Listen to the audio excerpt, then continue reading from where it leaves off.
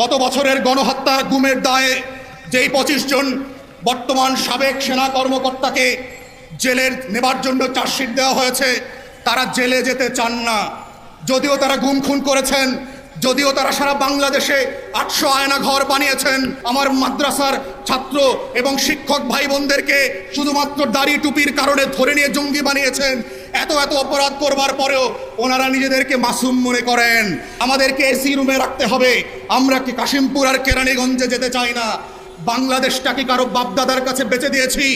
গণ অভ্যুত্থানের পরের বাংলাদেশে প্রধান বিচারপতি যদি জেলে যেতে পারে, প্রধান নির্বাচন কমিশনার যদি জেলে থাকতে পারে, সাবেক এমপি মন্ত্রী আমলারা, সচিবরা, ডিসিএসপিরা যদি জেলে থাকতে পারে, প্রজাতন্ত্রের কোনো কর্মচারীকে এসি রুমের কোনো জেলার এই নির্দেশনা আমরা মেনে নেব না।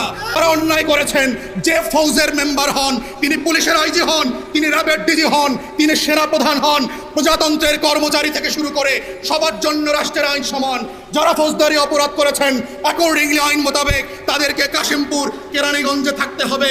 কোনো স্পেশাল স্ট্যাটাস দেওয়া দিল্লির গোলাম জেনারেলদের জন্য আমরা কখনো মেনে নেব না। অতএব এই লড়াই নতুন বাংলাদেশের লড়াই।